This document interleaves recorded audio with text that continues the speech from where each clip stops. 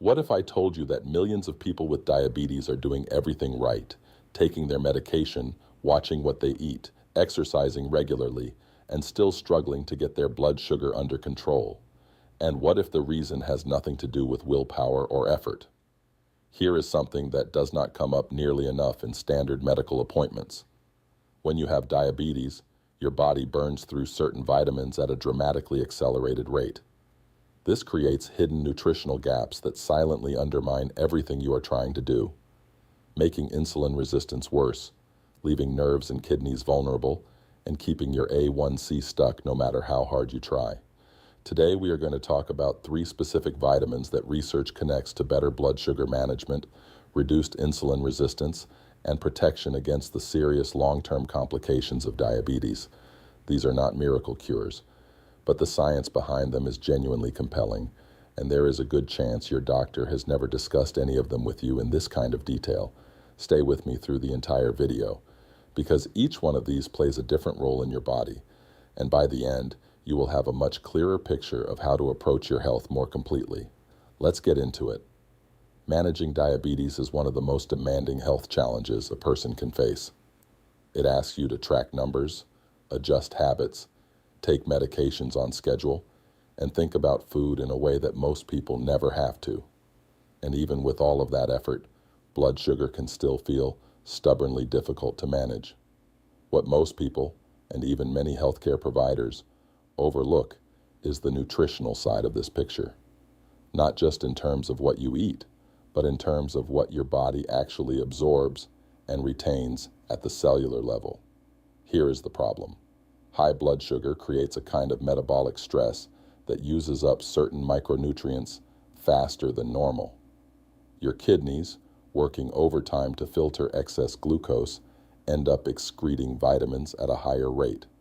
Chronic inflammation, which often accompanies diabetes, depletes reserves further. And over time, this creates what researchers sometimes call functional deficiencies, states where you are not severely malnourished, but where your levels are low enough to meaningfully affect how your body works. The 3 vitamins we are covering today have each been studied in connection with blood sugar regulation, insulin sensitivity, and protection against diabetic complications. They are vitamin K2, Benfotiamine, which is a specialized fat-soluble form of vitamin B1, and vitamin D3, also known as Cholecalciferol. Before we dive in, one important note. Nothing in this video is medical advice, and none of these vitamins are a replacement for your diabetes medication or your doctor's guidance.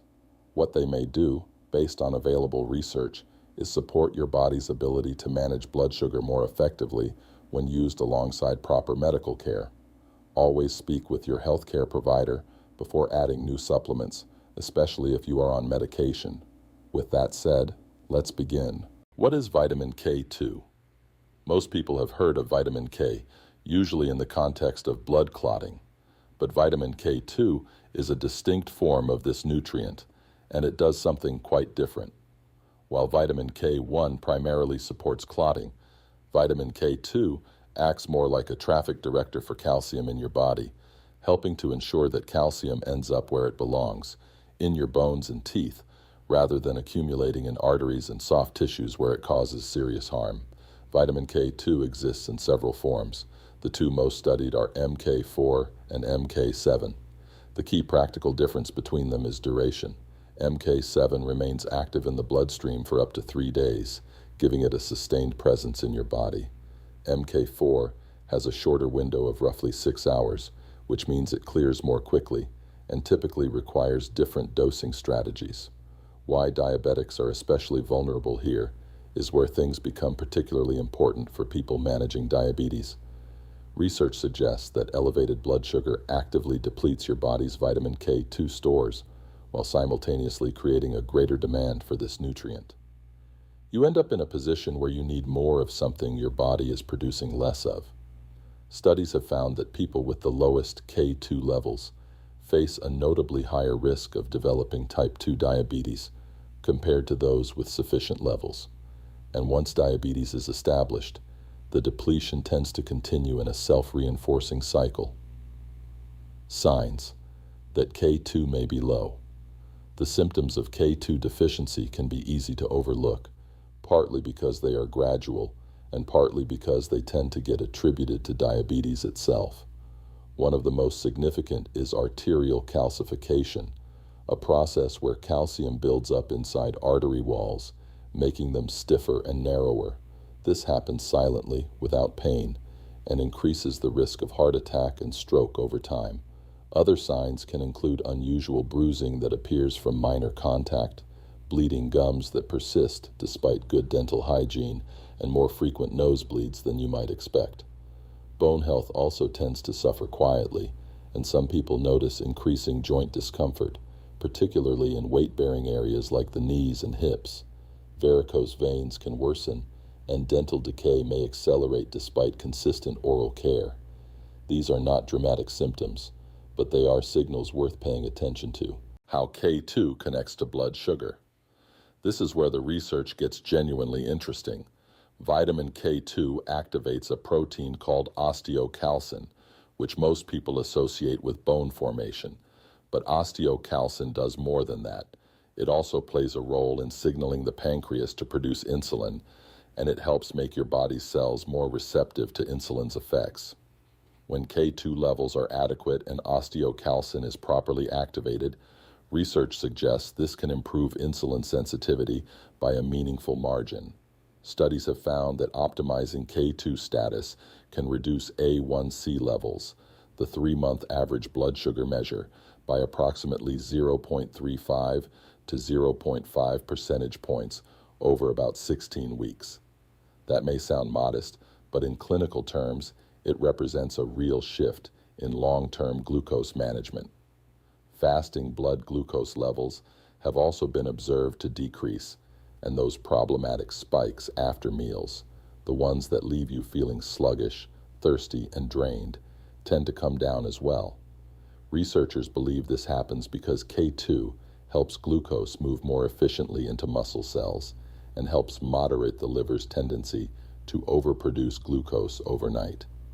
K2 also has an anti-inflammatory effect, and since chronic inflammation is one of the key drivers of insulin resistance, this creates what you might call a beneficial cycle. Lower inflammation supports better insulin function, which supports better glucose control overall. Protecting your heart, nerves, and kidneys. Beyond blood sugar, K2's role in cardiovascular health is perhaps its most well-documented benefit. By preventing calcium from depositing in artery walls, K2 helps preserve vessel flexibility and supports healthy blood flow. Studies suggest that people with optimal K2 levels have significantly lower rates of cardiovascular complications compared to those who are deficient, a particularly important consideration given that diabetes already elevates heart disease risk substantially. For nerves, K2 activates certain protective proteins that may help shield nerve cells from glucose-induced damage. Some research has found a slowing of diabetic neuropathy progression, the gradual damage to peripheral nerves that causes numbness, tingling, and burning pain in the feet and hands, with adequate K2 supplementation. Kidney health also appears to benefit. K2 may help reduce the buildup of calcium deposits in kidney tissue, support filtration function, and decrease the amount of protein that spills into urine, an important early marker of kidney stress in diabetes. Food sources and supplementation. If you want to get K2 from food, the richest source by a significant margin is natto, a traditional Japanese dish made from fermented soybeans. The K2 content in natto is extraordinary, but its strong flavor and texture can be a challenge for those unfamiliar with it. Other meaningful sources include goose liver pate, aged hard cheeses like Gouda, egg yolks from pasture-raised hens, and organ meats like chicken liver. For supplementation, the MK7 form is generally preferred for its longer activity window. Therapeutic doses used in clinical research typically range from 90 to 180 micrograms of MK7 daily. MK4, when used, requires significantly higher doses in the range of 15 to 45 milligrams to achieve comparable effects. One very important safety note: If you are taking a blood-thinning medication like warfarin, you must consult your doctor before adding K2. Vitamin K interacts with this class of medication, and while consistent daily intake can be managed safely under medical supervision, varying your dose without guidance can disrupt your anticoagulation therapy. Always take this conversation to your healthcare provider first. For most other people, K2 has an excellent safety record, and no established upper limit has been identified at therapeutic doses. Take K2 with a meal that contains some healthy fat, as it is a fat-soluble vitamin and absorbs much better in the presence of dietary fat. What is benfotiamine? The next vitamin we are discussing is one that many people have never heard of, even though it has been studied quite extensively in the context of diabetes complications. Benfotiamine is a synthetic, fat-soluble form of vitamin B1, also known as thiamine. You might wonder why we would use a synthetic derivative instead of regular thiamine. The answer comes down to how effectively the body can absorb and use it. Benfotiamine can penetrate cell membranes roughly 5 times more effectively than standard water-soluble thiamine, giving it a much stronger impact at the cellular level where diabetes damage actually occurs. The thiamine problem in diabetes. Here is something that often surprises people. Research indicates that individuals with diabetes metabolize thiamine significantly faster than people without the condition, potentially using it up at a rate that is dramatically higher than normal. This creates a functional deficiency that most standard blood tests do not easily detect, because the body tightly regulates thiamine levels in the blood, even when cellular stores are running low. This hidden depletion matters enormously, because thiamine, and by extension, benfotiamine, plays a critical role in the way your cells handle glucose. Without enough of it, certain metabolic pathways that deal with excess blood sugar start generating harmful byproducts. What deficiency looks like. When thiamine is chronically low, the effects show up gradually. Fatigue is often one of the first things people notice, not ordinary tiredness, but a kind of deep exhaustion that does not resolve with rest. Appetite can decrease, and nausea becomes more frequent. Some people notice their heart beating faster, or with an occasional irregular rhythm even at rest. Cognitive changes can follow: difficulty concentrating, memory gaps, trouble holding on to thoughts from earlier in the day. And in the extremities, symptoms become more pronounced. Burning sensations in the feet that worsen at night, a heaviness in the legs, tingling in the hands and feet, sharp, unexpected shooting pains. In more advanced cases, vision may become blurry and coordination can be affected. Many of these symptoms overlap with diabetic neuropathy itself, which is part of why the thiamine connection tends to go unrecognized. How benfotiamine works against diabetes damage. Here is what makes benfotiamine particularly valuable from a scientific standpoint. It blocks several of the primary pathways through which excess glucose causes cellular damage. These pathways produce compounds called advanced glycation end products, or AGEs, essentially proteins and fats that become glycated, meaning they get coated with sugar molecules and lose their normal function. AGEs accumulate in blood vessel walls, nerve tissue, kidney cells, and the retina, and they are one of the central mechanisms driving diabetic complications. Research shows that benfotiamine can meaningfully reduce the formation of these compounds. It essentially acts as a blockade against one of the core ways that chronic high blood sugar does its damage, not just managing the symptoms, but interfering with the underlying destructive process. Studies examining benfotiamine supplementation have found improvements in A1C levels over a period of around 3 months. Fasting blood glucose decreases as well, and the swings in blood sugar after meals, the spikes that stress blood vessels and nerves, tend to moderate with consistent supplementation. The neuropathy connection. Of all benfotiamine's benefits, its impact on nerve health may be the most dramatic and the most immediately meaningful for people living with diabetes. Diabetic neuropathy affects a large portion of people with long-term diabetes, and it is one of the most debilitating complications. The numbness, burning, tingling, and pain can interfere with sleep, movement, and quality of life in profound ways, and conventional treatment options are limited. Clinical studies on benfotiamine have found significant slowing of neuropathy progression, as well as reductions in existing symptoms. Participants have reported meaningful decreases in burning pain and improvements in sensation over the course of 3 to 6 months of supplementation. For people who have been living with these symptoms, that kind of response is genuinely significant. The mechanism involves benfotiamine's ability to protect the myelin sheath, the protective coating around nerve fibers, from glucose-related damage, and to support the repair of nerve signal transmission pathways that have already been compromised. Protecting the heart, kidneys, and eyes, benfotiamine also extends its protection to the cardiovascular system.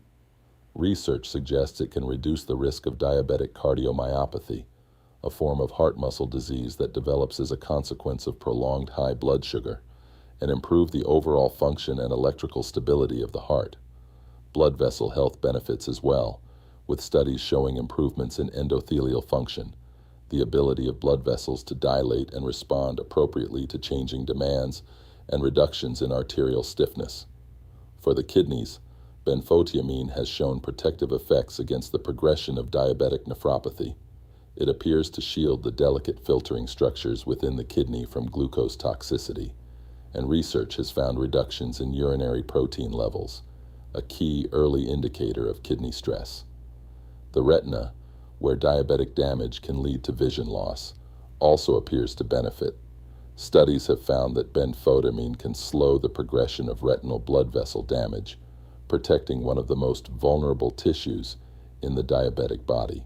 And for wound healing, a persistent challenge in diabetes, benfotiamine has shown the ability to accelerate the process. This matters because slow-healing wounds carry serious risks, including infection and, in severe cases, amputation. Food sources and supplementation. Unlike the other vitamins we are discussing, benfotiamine does not occur naturally in food. It is a compound that must be taken as a supplement. However, regular thiamine, the form found in food, does support your baseline B1 status. Good dietary sources of thiamine include sunflower seeds, black beans, lentils, pork, and whole grains like brown rice. For supplementation, therapeutic doses used in clinical research on diabetes complications typically range from 300 to 600 milligrams daily, usually divided into 2 doses taken with meals. Benfotiamine has a strong safety profile. Even at higher doses, serious side effects are rare. Mild digestive discomfort occasionally occurs in sensitive individuals, but this is uncommon and usually resolves when taken with food. Consistency matters more than precise timing, so finding a routine that fits naturally into your day tends to produce the best results. People undergoing certain chemotherapy treatments should check with their oncologist before starting benfotiamine, as there is a theoretical possibility of interaction. Pregnant women should likewise discuss it with their provider before supplementing. What is cholecalciferol? The third vitamin in today's discussion is one you have almost certainly heard of, but may not fully understand in the context of blood sugar. Vitamin D3, known scientifically as cholecalciferol, is a fat-soluble vitamin that your skin produces in response to sunlight exposure, and that is also found in certain foods and supplements. Most people think of vitamin D primarily as a bone nutrient, but over the past 2 decades, research has revealed that it functions more broadly throughout the body, acting almost like a hormone with receptors found in nearly every tissue type, including the pancreas, muscle cells, and the immune system. Vitamin D and diabetes, a significant connection. The relationship between vitamin D deficiency and diabetes is one of the most consistent findings in nutritional research. Population studies have repeatedly shown that people with low vitamin D levels face substantially higher rates of type 2 diabetes than those with sufficient levels. And in people who already have diabetes, Low D is associated with poorer blood sugar control and higher rates of complications. The mechanism is direct. Vitamin D has receptors in the insulin-producing beta cells of the pancreas, and when D levels are adequate, it helps stimulate insulin production and secretion. It also plays a role in reducing insulin resistance in muscle and fat tissue. Essentially, it helps your cells respond more readily to insulin's signal to take up glucose. When D levels are low, both of these functions are impaired. The pancreas produces less insulin than it should, and the cells that receive that insulin become less responsive. The result is a compounding deficit that makes blood sugar management significantly harder. Signs that vitamin D may be low. Vitamin D deficiency is extremely common, particularly in people who spend limited time outdoors, live in northern climates, have darker skin tones, or are older, since the skin's ability to synthesize D from sunlight decreases with age. The symptoms are often nonspecific and easy to dismiss. Deep fatigue that does not lift with rest, muscle weakness that makes everyday physical tasks feel effortful, persistent aching in the bones, especially the back and legs, a pattern of recurring infections suggesting immune suppression, low mood or persistent feelings of sadness and flatness, slow wound healing, and in people with diabetes, worsening tingling or numbness in the extremities can also correlate with declining D levels. Because these symptoms are so general, deficiency often goes undetected for years. A simple blood test measuring 25-hydroxyvitamin D is the standard way to check your levels. Most researchers and clinicians who focus on this area suggest that optimal levels fall somewhere in the range of 40 to 60 nanograms per milliliter, a range that many people with diabetes fall well short of. The blood sugar benefit studies on vitamin D supplementation in people with type 2 diabetes have found meaningful improvements in blood sugar markers. Research has found that bringing D levels up to adequate ranges can lower A1C by a clinically meaningful amount over a period of 3 months. Fasting blood glucose levels have also been observed to decrease, and the spikes that occur after meals tend to moderate as well. These changes reflect what is happening at the cellular level. Better insulin production from the pancreas, more responsive cell receptors, lower overall inflammatory burden, because vitamin D has notable anti-inflammatory effects, and inflammation is one of the primary drivers of insulin resistance. Protecting every system affected by diabetes. One of the things that makes vitamin D uniquely valuable in this conversation is how broadly it seems to protect the organ systems that diabetes puts at risk. The cardiovascular system benefits significantly.